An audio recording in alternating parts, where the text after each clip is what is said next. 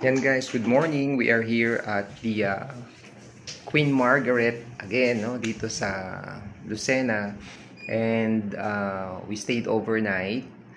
And yeah, I've shown you yung itsura ng standard hotel or standard room dito sa hotel na to that we stayed. Now this morning naman, we're going to show you yung kanilang breakfast buffet. So again, kung gusto nyo rin magstay dito, at least you have an idea already kung ano ba yung mga kakainin or yung mga pwede nyo kainin, yung mga food na available sa kanilang breakfast buffet dito. So samahan nyo kami guys. I'm going to show you, I'm going to tour you around doon sa mga food na available dito sa Queen Margaret Hotel dito sa Lucena sa province of Quezon.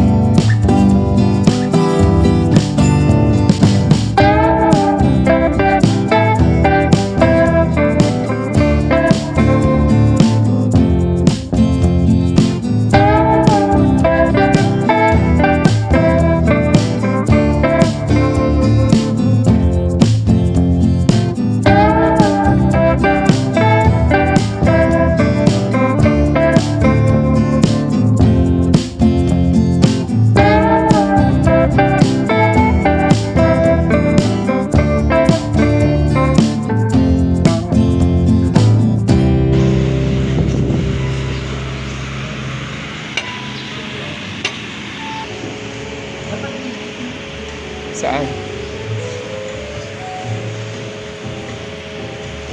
So yan guys, ito muna yung sisimula natin. Napakita ko na yung mga food sa inyo. So ito yung sisimula natin sa pagkain. So we have the Lukban Longganisa, which is very famous of course sa Quezon.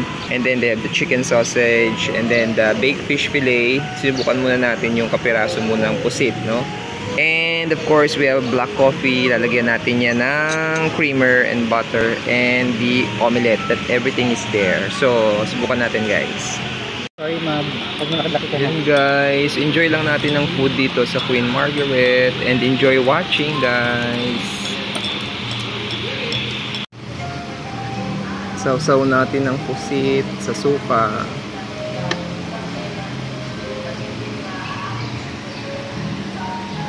with the taste. Pero may ano to? Creamer. Ayan. Sarap yung pusit lang, hindi makuna. Good. Let's try yung lukban lang gunisa nila ha. Sausaw ko suka. Wala.